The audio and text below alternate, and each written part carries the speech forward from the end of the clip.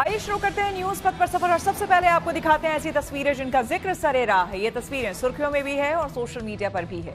इनसे आपका बाखबर होना बेहद जरूरी है क्योंकि चौराहे पर इन्हीं की चर्चा है और चर्चा अयोध्या में श्री राम मंदिर को मिले बेशकीमती उपहार की भी।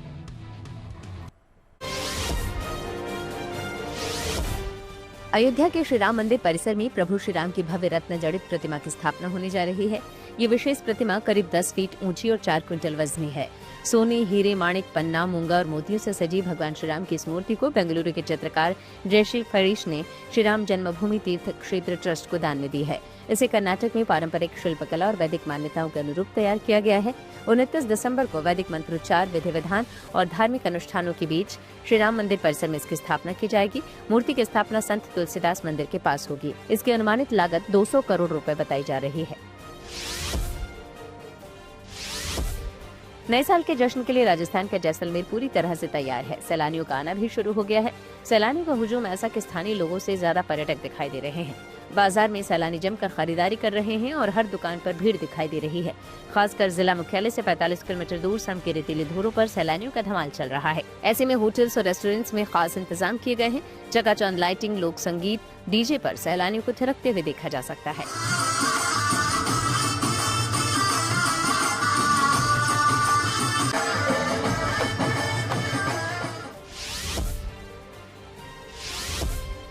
उदयपुर के मशहूर ज्वेलर प्रोफेसर डॉक्टर इकबाल सक्का ने एक बार फिर अपनी कलाकारी से सबको चौंका दिया है। डॉक्टर सक्का ने क्रिसमस की थीम पर 9 कलाकृतियां बनाई हैं और इसे एक साथ पेश किया है। इन कलाकृतियों में बालक के रूप में ईसा मसीह, चर्च, क्रॉस, मछली, दिल, मोमबत्ती, कांटों का ताज और स्टार बनाया है। खास बात यह है कि चांदी की ये कलाकृतियां बेहद छोटी, करीब 3 मिलीमीटर की हैं। डॉक्टर सक्का के मुताबिक इन्हें बनाने में उन्हें 36 घंटे से ज्यादा का वक्त लगा है। अब उनकी ये कलाकृति Hindustan book of world record में भी दर्ज हो गई है। अनंतनाग के कपरान में उस वक्त दहशत फैल गई जब वहां के सीआरपीएफ कैंप में तेंदुआ घुस आया। वहां मौजूद जवानों के मुताबिक जब वे लोग मेस में नाश्ता कर रहे थे तभी अचानक एक तेंदुआ हॉल में घुस आया और उन पर हमला कर दिया। सब कुछ इतना अचानक हुआ कि जवान संभल नहीं पाए और इस घटना में एक हेड कांस्टेबल को हाथों में खरोच भी आ गई। बाद में तेंदुए को काबू में करने के लिए वन्यजीव टीमों को मौके पर बुलाया गया। अयोध्या में भगवान श्री राम का प्राकट्योत्सव धूमधाम से मनाया गया। इस मौके पर अयोध्या में भव्य शोभा यात्रा निकाली गई जिसमें श्रद्धा, भक्ति और इतिहास का अद्भुत संगम देखने को मिला। सबसे आकर्षण का केंद्र रहे बजरंगबली हनुमान, जो इस शोभा यात्रा में सबसे आगे आगे चलते दिखाई दिए। और अब बात करते हैं इसरो के बाहुबली के। जी हाँ, इसरो ने अमेरिकी कंपनी AST स्पेस मोबाइल की ब्लूबर्ड ब्लॉक 2 सैटेलाइट को सफलतापूर्वक लॉन्च कर दिया है। ये दुनिया का सबसे बड़ा कमर्शियल संचार सैटेलाइट है जो कि सामान्य स्मार्टफोन को स्पेस से सीधे हाई स्पीड ब्रॉडबैंड देगा। इसे इंटरनेट के क्षेत्र में नई क्रांति माना जा रहा है, यानी कि दुनिया भर में उन सभी जगहों पर 4G और 5G इंटरनेट पहुंच जाएगा जहां अभी तक ये सेवाएं नहीं पहुंची हैं।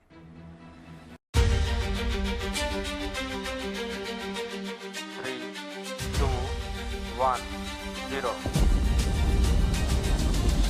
Both F200 motors ignited. LTM-3M6 Bluebird Block 2 mission, a majestic liftoff. The rocket is beautifully searing through the bright Sriharikota sky. To the flight, current altitude. Payload fairing separated. 3, 2. ISRO की ताकत का अंदाजा इसी से लगाया जा सकता है कि वो कैसे बड़े से बड़े मिशन को अंजाम देता है। ये तस्वीर इसकी गवाही दे रही है। LTM-3M6 Bluebird Block 2 mission, a majestic liftoff. ISRO ने 6500 किलोग्राम का ब्लूबर्ड 2 सैटेलाइट जैसे ही लॉन्च किया, अंतरिक्ष के विस्तार में भारत के नाम एक और ऐतिहासिक तारीख दर्ज हो गई। LTM-3M6 Bluebird Block 2 mission, a majestic liftoff. The rocket is beautifully searing through the bright Sriharikota sky. Launch vehicle has successfully and precisely injected the Bluebird Block 2 communication satellites in the intended orbits.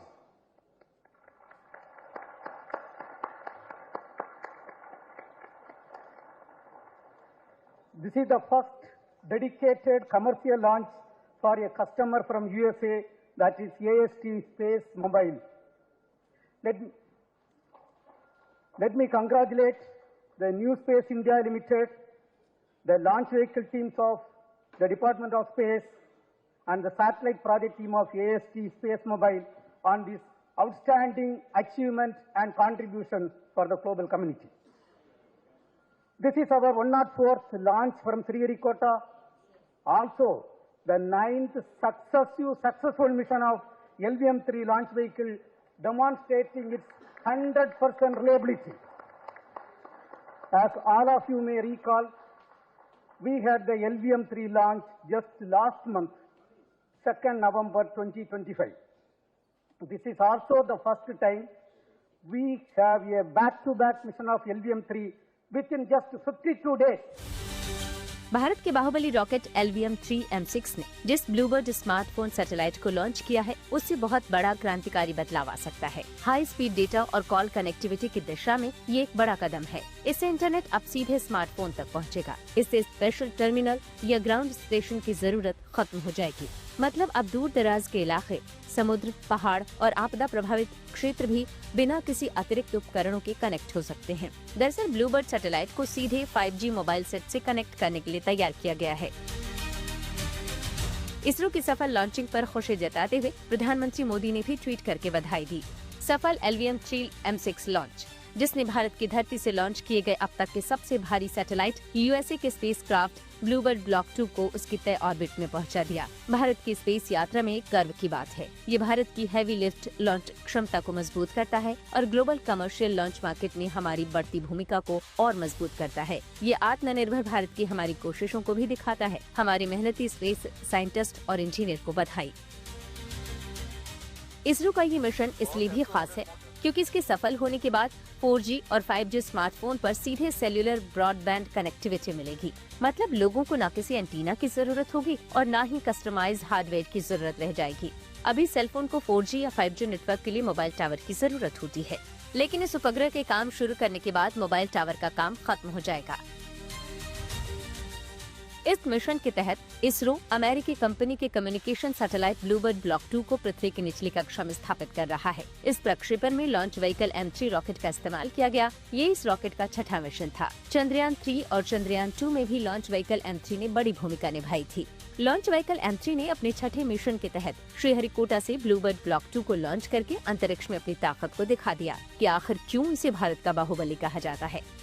Bluebird block 2 की launching ISRO की commercial शाखा new space India limited के जरिए की गई। इसके लिए अमेरिकी कंपनी AST स्पेस मोबाइल ने न्यू स्पेस इंडिया लिमिटेड के साथ करार किया था। अब ये जानना जरूरी है कि ब्लूबर्ड ब्लॉक 2 को संचार के क्षेत्र में क्यों अहम माना जा रहा है।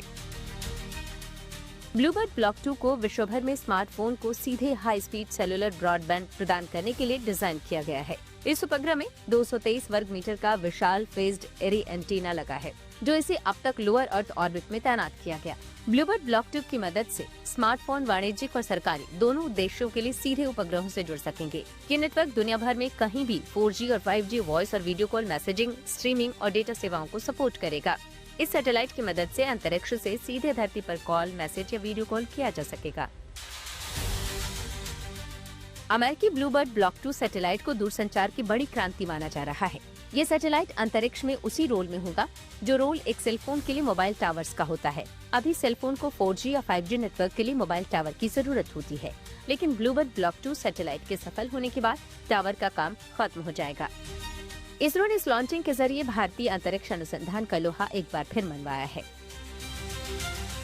भारत अपने LVM-3 लॉन्च व्हीकल के जरिए चंद्रयान 2, चंद्रयान 3 के अलावा सैटेलाइट इंटरनेट मुहैया कराने वाली OneWeb के सैटेलाइट को भी लॉन्च कर चुका है। यही नहीं, OneWeb मिशन में इसरो ने LVM से 2 बार में कुल 72 सैटेलाइट्स पृथ्वी की निचली कक्षा में स्थापित किए थे। I take this opportunity to congratulate each and every team members for achieving this great feat for our country. Today's mission has brought yet another important glory to the India. This is the heaviest satellite ever lifted from Indian soil using a Indian launcher. This is also the third fully commercial mission of LVM-3, and the vehicle has demonstrated its excellent track record, including the Chandrayaan 2, Chandrayaan 3, OneWeb missions and CMS-3 satellites. This has injected in the orbit. Dear friends, I am extremely happy to announce The performance of the orbit what we have got is less than 2 kilometer dispersion we have got. This is one of the best performance of any launch vehicle in the global arena. With this mission, India has successfully launched 434 satellites for 34 countries. In today's mission, as I told, all the vehicle systems have performed extremely well. जाहिर है space में भारत और America की ये जुगलबंदी communication का एक बड़ा सिस्टम तैयार करने जा रहे हैं। इस सैटेलाइट के जरिए दूर दराज के इलाकों, पहाड़ों, उड़ान या फिर पानी के भीतर संचार में जो दिक्कतें आती हैं, अब वे खत्म हो जाएंगी। यही नहीं, अभी तक दुनिया के जिन 200 करोड़ लोगों तक इंटरनेट या फिर नेटवर्क नहीं पहुंचा है, ये सैटेलाइट उन तक कनेक्टिविटी पहुंचाने में भी मददगार साबित होगा। Bureau report, good news today. अगले 3 साल में दिल्ली मेट्रो नेटवर्क होगा 400 किलोमीटर के पार। आइए सीधे आपको लिए चलते हैं न्यूज एक्सप्रेसवे पर, जहां देश भर की कुछ और जरूरी खबरें कर रही हैं आपका इंतजार। दिल्ली एनसीआर में मेट्रो के विस्तार को मंजूरी मिल गई है। इसके तहत दिल्ली मेट्रो के फेज 5A को सरकार ने मंजूरी दी है। दिल्ली मेट्रो के फेज 5A में 13 नए स्टेशन बनाए जाएंगे, 16 किलोमीटर की नई लाइन डाली जाएगी। इसके तहत तुगलकाबाद से कालिंदी कुंज तक, रामकृष्णा आश्रम से इंद्रप्रस्थ तक और एरो सिटी से टर्मिनल 1 तक दिल्ली मेट्रो का विस्तार किया जाएगा। फेज 5A का निर्माण 3 साल में पूरा होगा। ज्यादातर काम अंडरग्राउंड होगा। केंद्रीय मंत्री अश्विनी वैष्णव ने ये जानकारी दी। उनके मुताबिक इस पर 12,015 करोड़ रुपए की लागत आएगी। यूपी के प्रयागराज में 3 जनवरी से शुरू होने जा रहे माघ मेले को लेकर तैयारियां युद्ध स्तर पर चल रही हैं। माघ मेले में आने वाले श्रद्धालुओं के लिए 8 किलोमीटर लंबा स्नान घाट बनाया जा रहा है। मेला प्रशासन का दावा है कि मेला शुरू होने से पहले 8 किलोमीटर लंबा घाट बना लिया जाएगा, जिससे संगम नोज पर भी श्रद्धालुओं का दबाव कम होगा। मेला प्रशासन की रणनीति है कि प्रमुख स्नान पर्वों के दिन श्रद्धालुओं की भीड़ को विभिन्न स्नान घाटों पर डायवर्ट किया जाए, ताकि संगम नोज या किसी एक जगह ज्यादा भीड़ न हो और कोई हादसा न हो। गणतंत्र दिवस समारोह में सुरक्षा व्यवस्था में किसी तरह की कोई कमी न हो, इसके लिए केंद्र सरकार ने 5,300 अतिरिक्त CAPF यानी सेंट्रल आर्म्ड पुलिस फोर्सेज जवानों को मंजूरी दी है। इन अतिरिक्त जवानों को CAPF जैसे कि CRPF, BSF, ITBP आदि से तैनात किया जाएगा, ताकि दिल्ली NCR में सुरक्षा कवच और पेट्रोलिंग बड़े स्तर पर चाक चौबंद रखा जा सके। इसके अलावा तमाम अर्धसैनिक बलों के जवान दिल्ली पुलिस के जवानों के साथ दिल्ली की सुरक्षा में तैनात किए जाएंगे। 4 धामों के कपाट शीतकाल के लिए बंद हैं। ऐसे में इस समय शीतकालीन यात्रा में ज्योतिर्मठ के नृसिंह मंदिर में बड़ी संख्या में श्रद्धालु पहुंच रहे हैं। वहीं ज्योतिर्मठ जोशीमठ नगर में बद्रीनाथ केदारनाथ मंदिर समिति की ओर से शीतकालीन 4 धाम यात्रा को लेकर जनजागरण यात्रा रैली निकाली गई। इसमें बड़ी तादाद में पर्यटन कारोबारी और स्थानीय लोगों के साथ साथ स्कूली बच्चों ने भी हिस्सा लिया। अब बात क्रिसमस की। अब से कुछ ही घंटों के बाद देश और दुनिया भर में क्रिसमस को धूमधाम से मनाने की तैयारी की गई है। तमाम गिरजाघरों को रंग बिरंगी रोशनी से सजाया गया है। बाजारों से लेकर गिरजाघरों तक, पहाड़ों से लेकर महानगरों तक हर जगह क्रिसमस की धूम है। परंपरा के अनुसार 24 दिसंबर यानी कि आज की रात सांता अपनी जादुई स्लेश में बैठकर घरों में आते हैं और क्रिसमस ट्री के नीचे गिफ्ट रखकर चले जाते हैं। वहीं बड़े लोग भी एक दूसरे को गिफ्ट में स्वेटर, किताबें और चॉकलेट्स देते हैं।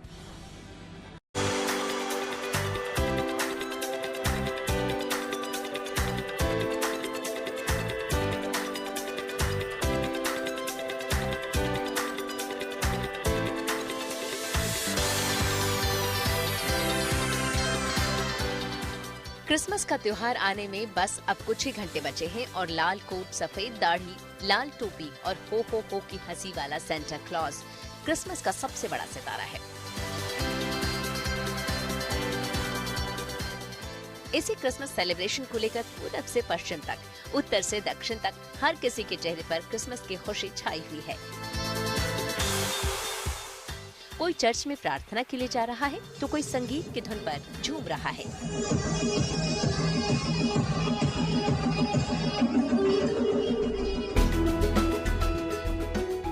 क्रिसमस को लेकर बाजार सजे हैं।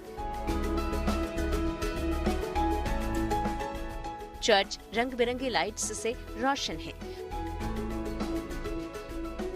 कोई परिवार संग क्रिसमस से जुड़ी खरीदारी में व्यस्त है और कोई खूबसूरत वादियों में क्रिसमस सेलिब्रेट करने पहुंचा है।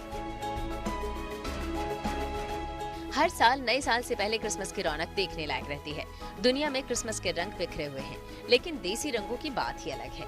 दिल्ली से लेकर गुजरात, उत्तराखंड, पंजाब से लेकर मुंबई, हिमाचल हो या फिर राजस्थान, देश के तमाम छोटे बड़े शहर क्रिसमस के रंग और रोशनी से जगमगा रहे हैं।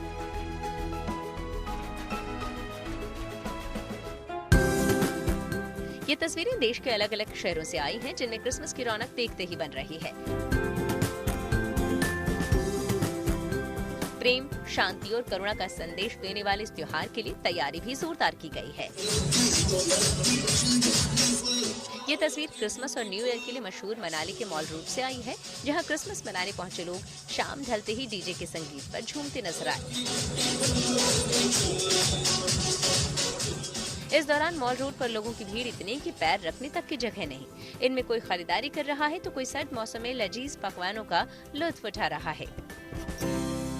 बहुत अच्छा लग रहा है, पूरा ही रोड भरी भरी है, पूरा बहुत ही ज्यादा, मतलब जो चाहिए था हमें वो चीज यहाँ पर आके सेटिस्फाइड है। क्लास से ही हम अटल टनल भी गए थे, स्नो देखने को थोड़ी सी मिली है वहाँ पर भी, और यहाँ पर भी आके बहुत अच्छा फील हो रहा है। बढ़िया है मनाली में, यहाँ पे मतलब अरेंजमेंट गवर्नमेंट की तरफ से बढ़िया है। और सो यहाँ पे लोकली जो भी घूम लिए, यहाँ पे Hidimba temple and local arrangement घूम लिए, इट्स गुड। मॉल रोड जैसे ही क्रिसमस की रौनक मुंबई के बांद्रा इलाके में मौजूद माउंट मैरी चर्च के बाहर भी देखने को मिली। चर्च की शानदार सजावट को देखकर लोगों के चेहरे खिल उठे। इसकी सजावट लोगों को इतनी आकर्षित कर रही है कि प्रार्थना के बाद कुछ लोग चर्च की खूबसूरती को मोबाइल में कैद करते नजर आए, जबकि कई लोग बच्चों, दोस्तों और रिश्तेदारों के साथ गिफ्ट्स खरीदते दिखाई दिए। सबसे पहले तो सबको मेरी क्रिसमस, और यहाँ आके बहुत अच्छा लगा। बहुत अच्छी लाइटिंग है और चर्च का एनवायरनमेंट, लोगों का क्राउड बहुत ही अच्छा है। और यही कहेंगे कि जैसे लिखा हुआ है पीस ऑन अर्थ, पीस रहे, सब मिलजुल के रहें, सब शांति से रहें, यही कहना चाहेंगे। Thank you. Merry Christmas to all first of all. एंड यहाँ का माहौल, यहाँ का डेकोरेशन, सब कुछ क्रिसमस का एकदम वाइब्रेंट है, बहुत ही अच्छा और पीसफुल लग रहा है। हम लोग चर्च आते हैं, रात में ऑफरिंग्स देते हैं, प्रेयर्स करते हैं, केक्स खाते हैं, डिनर पे जाते हैं। देश की राजधानी दिल्ली में भी क्रिसमस के मौके पर चर्चों को खूब सजाया गया है।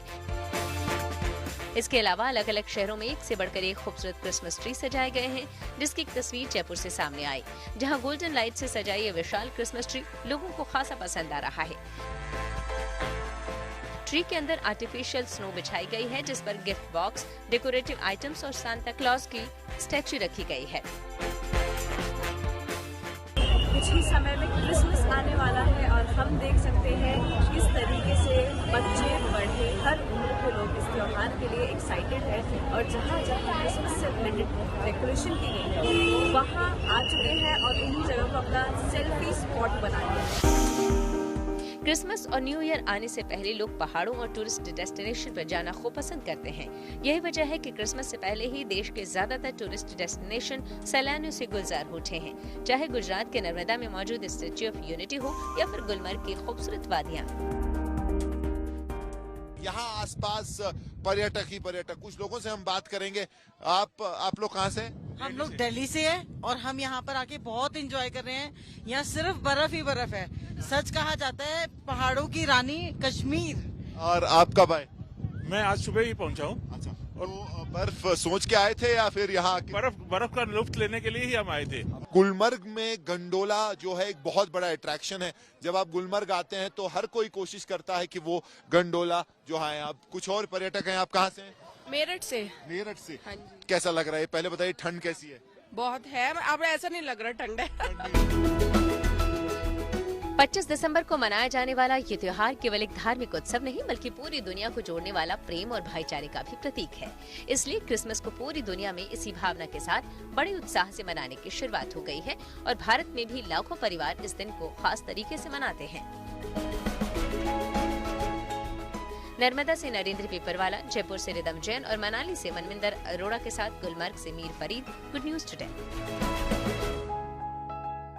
न्यूज वक्त पर आगे है धन बाजार, जहां शेयर बाजार से लेकर कारोबार तक की सभी अहम खबरें होती हैं, जिसका सीधा रिश्ता आपकी आमदनी आपकी जेब से होता है। तो तेज रफ्तार खबरों के बीच ये जरूरी खबरें छूट न जाए, इसलिए सीधे आपको लिए चलते हैं धन बाजार।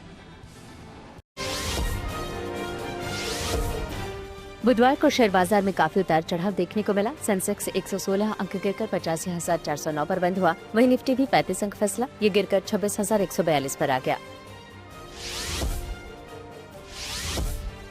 चांदी की कीमतों ने नया रिकॉर्ड बनाया। हालांकि सोने की कीमतों में हल्की गिरावट आई। बुधवार को दिल्ली सराफा बाजार में सोना 50 रुपए सस्ता हुआ। इसके साथ ही दिल्ली में 10 ग्राम सोने की कीमत घटकर 1,40,800 रुपए पर आ गई। वहीं चांदी की कीमतों में भारी उछाल आई। बुधवार को चांदी 9,750 रुपए महंगी हुई। इसके साथ ही दिल्ली में 1 किलो चांदी की कीमत बढ़कर 2,27,000 रुपए के नए रिकॉर्ड पर पहुँच गयी। बुधवार को डॉलर के मुकाबले रुपया फिसल गया। इसमें 15 पैसे की गिरावट आई। इस तरह 1 डॉलर के मुकाबले रुपए की कीमत 89 रुपए 78 पैसे हो गई। न्यूज पथ के सफर में आगे पब्लिक होर्डिंग पर वैष्णो देवी दर्शन के लिए जाने वाले भक्तों से जुड़ी एक जरूरी खबर। श्री वैष्णो माता श्राइन बोर्ड ने नए साल को ध्यान में रखते हुए दर्शन को लेकर नए नियम बनाए हैं। नए नियम के मुताबिक श्रद्धालुओं को RFID यानी कि रेडियो फ्रिक्वेंसी आइडेंटिफिकेशन कार्ड मिलते ही 10 घंटे में कटरा से चढ़ाई शुरू करनी होगी। इसके साथ ही श्रद्धालुओं को RFID कार्ड मिलने के 24 घंटे के अंदर माता वैष्णो देवी के दर्शन कर वापस भी आना होगा। RFID कार्ड एक छोटा सा इलेक्ट्रॉनिक डिवाइस है जो कि वैष्णो देवी दर्शन करने जाने वाले भक्तों को यात्रा शुरू करने से पहले लेना होता है। RFID कार्ड की मदद से दर्शन के लिए आए यात्रियों की संख्या, उनकी लाइव लोकेशन, दर्शन के बाद उनके लौटने का पता किया जाता है।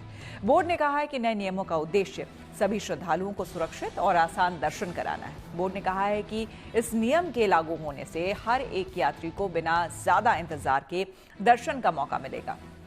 नए साल पर माता वैष्णो देवी के दर्शन करने के लिए बड़ी संख्या में श्रद्धालु पहुंचते हैं और कटरा बेस कैंप से यात्रा शुरू होती है।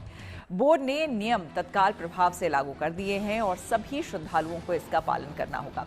श्राइन बोर्ड का कहना है कि दर्शन के लिए समय सीमा इसलिए रखी गई है ताकि श्रद्धालुओं की भीड़ को सही तरीके से संभाला जा सके। कटरा से भवन तक की दूरी करीब 13 किलोमीटर है, जिसे पैदल चढ़ने में आमतौर पर 6 से 8 घंटे लगते हैं और नीचे आने में भी इतना ही समय लगता है, जबकि दर्शन की लाइन में 2 से 6 घंटे लग सकते हैं। बोर्ड ने साफ किया है कि दर्शन से जुड़ा ये नियम हर श्रद्धालु के लिए है, चाहे वे पैदल यात्रा करें या फिर हेलीकॉप्टर और बैटरी कार से जाए। अभी तक दर्शन के लिए RFID कार्ड मिलने के बाद यात्रा शुरू करने की कोई सख्त समय सीमा नहीं थी।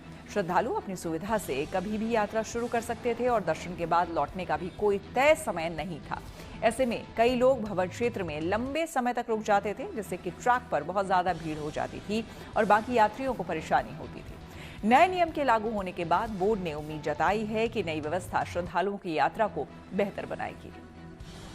वैष्णो देवी श्राइन बोर्ड प्रशासन द्वारा श्रद्धालुओं की सुरक्षा के मद्देनजर रखते हुए एक फैसला लिया गया है कि 24 घंटे के भीतर जो है वो दर्शन कर आपको बाणगा चेक पोस्ट जो है वो दोबारा से क्रॉस करके कटरा में पहुंचना है। कितना बढ़िया फैसला है, किस नजरिए से देखते हैं, अच्छा है या बुरा है, क्या कहना चाहिए? नहीं सर, फैसला बहुत अच्छा है। कारण ये है कि अगर आप 24 घंटे के अंदर ऊपर जाके वापस नहीं आते हैं तो कई लोग क्या होता है वहाँ पे 1 दिन 2 दिन 3 दिन रहने की हिसाब से ऊपर चले जाते हैं, तो वहाँ पे भीड़ इकट्ठा हो जाती है। वहाँ पे प्रशासन को दिक्कतें होती है कि सबको कैसे मैनेज करे, रहना, सारी चीज़ें। तो इस हिसाब से ये फैसला बहुत सही लिया गया। आप कहाँ से आए? मैं छत्तीसगढ़ दिल्ली से देखते हैं कितना बढ़िया फैसला है। बहुत अच्छा है जी, बहुत अच्छा है। मेरे क्या कुछ बदलाव आएंगे इससे? सर इससे क्या है कि आदमी को अगर जो जॉब वर्क करता है क्या है उनको टाइमिंग बहुत कम मिलेगा, उस समय में वो यात्रा पूरी हो सकती है। और दूसरा चीज ये है कि इन्होंने जैसा कहा कि ऊपर जो है हम जाते हैं तो 2 दिन लग जाता है और साथ में जो है एजेड लोग भी जाते हैं, तो उनके लिए भी बहुत सहूलियत हो जाएगा कि ये जाके तुरंत आ जाए। ये फैसले का श्राइन बोर्ड का हम समर्थन करते हैं। क्या लाभ मिलने वाला है इस फैसले से, किस नजरिए से देखते हैं? देखिए, लाभ तो श्रद्धालुओं के लिए ऐसा है कि जल्दी पहुंचना, सुविधाएं, खाना, हर कहीं पे रहने की व्यवस्था, सभी सारे बंदोबस्त बहुत ही बढ़िया है। और मैं तो यही चाहूंगा कि और भी ये बदलाव होते रहे तो हमें और आसानी हो पहुंचने में। जय माता दी। 24 घंटे का जो समय है वो क्या सफिशिएंट रहेगा? जी काफ़ी है। जिस हिसाब से अभी नई फैसिलिटीज़ आई हैं एंड गवर्नमेंट जो और इम्प्रूवमेंट्स कर रही है, उस हिसाब से 24 घंटे पर्याप्त है माता रानी के दर्शन करके आने के लिए। और मैं एक्सपेक्ट करूँगी गवर्नमेंट और सर्विसेज लाएं जिससे और ज़्यादा जल्दी टाइम पे हम चीज़ें कवर कर सके और नए चेक पॉइंट्स बनाएं तो हम नए चीज़ों को एक्सप्लोर कर सकें। तो बहुत अच्छा फैसला रहा है गवर्नमेंट की तरफ से। अब सोशल अड्डा का रुख करते हैं, जहां आज बात होगी देश के बड़े शहरों में हाउसिंग सोसाइटी में रहने वाले बैचलर्स से जुड़ी मुश्किलों की। एक ऐसा ही मामला बेंगलुरु से सामने आया है, जिसकी सोशल मीडिया पर इन दिनों काफी चर्चा हो रही है। बेंगलुरु में रहने वाली 22 साल की बैचलर लड़की ने अपने साथ हुई घटना को लेकर एक पोस्ट रेडिट प्लेटफॉर्म पर शेयर किया है। लड़की ने बताया कि वो बेंगलुरु की एक नामी सोसाइटी में अकेले रहती है और उस फ्लैट की वो मालकिन है। बीते शनिवार की रात उसके 5 दोस्त, जिसमें 4 लड़के और एक लड़की, उसके फ्लैट पर आए थे। लड़की ने बताया कि फ्लैट में मौजूद सब लोग शांति से खाना बना रहे थे और बातचीत कर रहे थे। ना कोई पार्टी थी और ना ही तेज म्यूजिक बज रहा था। इसी दौरान सोसाइटी के एक अंकल ने दरवाजा खटखटाया और कहा, यहाँ बैचलर्स अलाउड नहीं है, अपने मकान मालिक को बुलाओ। इस पर लड़की ने उन्हें जवाब दिया कि वो ही मकान मालकिन है और इससे उनको कोई मतलब नहीं होना चाहिए और दरवाजा बंद कर दिया। लेकिन इसके कुछ ही देर बाद 4 से 5 लोग एक साथ लड़की के फ्लैट पर आए और जबरदस्ती उसके लिविंग रूम में घुस गए। सोसाइटी में रहने वाले इन लोगों ने बिना किसी सबूत के लड़की और उसके दोस्तों पर शराब पीने और नशा करने का आरोप लगाया और अगले ही दिन फ्लैट खाली करने की धमकी दी। लड़की ने बताया कि शुक्र है मेरे दोस्त वहां थे जिन्होंने उन्हें बाहर निकाला। एक आदमी जिसने जबरदस्ती घर चेक करने की कोशिश की, उसे धक्का मुक्की में एक थप्पड़ भी पड़ गया। लेकिन जब बात नहीं बनी तो उन लोगों ने पुलिस बुला ली। पुलिस के सामने भी लड़की ने कागज दिखाने से मना कर दिया क्योंकि वो कोई गलत काम नहीं कर रही थी। वायरल पोस्ट में लड़की ने बताया कि उसके पिता ने सुरक्षा के लिए लिविंग रूम में कैमरा लगवाया था, जिसमें सारी घटना रिकॉर्ड हो गई। इसके साथ ही लड़की और उसके दोस्त लॉ स्टूडेंट हैं, यानी कि कानून की पढ़ाई कर रहे हैं, इसलिए उन्होंने पुलिस को भी कायदे कानून समझा दिए। इसके बाद अगले दिन लड़की ने सोसाइटी और उन सभी मेंबर्स को कानूनी नोटिस भेज दिया जो बिना पूछे उसके घर में घुस आए थे। इस मामले से जुड़ा सीसीटीवी फुटेज बिल्डर और चेयरमैन को दिखाया गया, जिसके बाद आरोपी बोर्ड मेंबर्स को तुरंत हटा दिया गया और हर एक पर 20,000 रुपए का जुर्माना भी लगाया गया। इतना ही नहीं, लड़की ने अतिक्रमण, उत्पीड़न और हमले के लिए उन लोगों पर 62 लाख रुपए का मुकदमा भी दायर किया है और कोर्ट से मांग की है कि ये लोग भविष्य में उससे कभी संपर्क ना करें। लड़की ने अपनी पोस्ट में ये भी लिखा है कि उसका वकील जानता है कि पूरा मुआवजा मिलना मुश्किल है, लेकिन अगर उन्हें सबक मिल जाए और थोड़ा भी हर्जाना देना पड़े तो ये बड़ी जीत होगी। जाहिर है लड़की ने हिम्मत से काम लिया और मोरल पुलिसिंग के नाम पर बेवजह परेशान करने वाले सोसाइटी मेंबर्स को कानूनी सबक सिखाया। लड़की की इस हिम्मत की सोशल मीडिया पर अब जमकर तारीफ हो रही है। सोसाइटी में बैचलर्स से जुड़े इस मामले को लेकर हमने हाई राइज बिल्डिंग वाले बड़े शहर नोएडा के लोगों से भी बात की और उनकी राय जानी। इनके भी अपने घर हैं, उनके अपने घर में वो कुछ भी करे, उसमें किसी और को, बाहर वाले को या किसी को भी क्या लेना देना है। वो अपने घर के अंदर है। अगर अपने घर के प्राइवेसी से बाहर निकल रहे हैं, प्राइवेसी से, तो तब कोई प्रॉब्लम है। अदरवाइज अपने घर के अंदर वो कुछ भी बैठे, अपना पार्टी करे या अपने घर के अंदर रहें, तो उनको कोई दिक्कत थोड़ी ना होनी चाहिए किसी और को। कोई भी फ्लोर वाइज हो, चाहे कैसे भी हो। नहीं, केस तो किसी, चाहे लड़की हो लड़का हो, किसी ने भी किया, वो गलत किया है। अपना जाकर मेरा घर है, मैं फ्लैट में रहता हूँ, तो इसका मतलब थोड़ा ना कि मेरे को नीचे वाला कोई दिक्कत का, मैं अननेसेसरी मतलब किसी को, ठीक है, एक अपार्टमेंट है या कुछ भी है, उसमें हम अननेसेसरी मतलब उस तरह का कोई शोर शराबा या कुछ भी गलत हरकतें या कुछ उसी तरह का वो काम ना करे। तो अगर उन्होंने उसमें दायरे में रह के हैं तो कोई दिक्कत नहीं है, उनको क्यों किस लिए केस करना है। मेजॉरिटी ऑफ टाइम तो ये होना चाहिए कि किसी के प्राइवेसी के ऊपर हमें नहीं आना चाहिए। डजंट मैटर कि वो लड़का हो या लड़की हो। अगर एक लड़की के जैसे हिसाब से हमारे पास जो भी केस आया है कि एक लड़की के प्राइवेसी के फ्लैट में जो वो लोग आए हैं, तो उस चीज़ पे लेके तो वो चीज़ें गलत है कि वो आ गए हैं और वो बेकार ही है। क्योंकि अगर मैं भी हूँ, अगर मेरी बहन भी अगर उस चीज़ पे हो गई, तो मुझे भी एक चीज़ पे वो बुरा ही लगेगा कि भाई ऐसे रैंडमली वो एकदम फोर्सफुली उस चीज़ पे आ गए। एंड अगर उस लड़की ने कुछ एक्शन लेके उस चीज़ पे बोला है कि भाई मेरे को इस पर सफिशिएंट अमाउंट पे उस चीज़ को लेके मुझे चाहिए केसेस पे, तो वो लड़की बहुत सही है अपनी जगह पे। RW जो है एक सोसाइटी होती है। सोसाइटी के अंदर अगर उसका मेंबर है सबके, अगर कोई फंक्शन वगैरह होता है तो उसमें तो सबके लिए ही अलाउड होता है।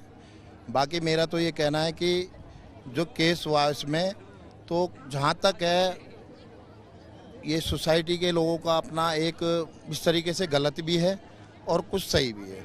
नहीं, इस तरीके से ऐसा नहीं होना चाहिए।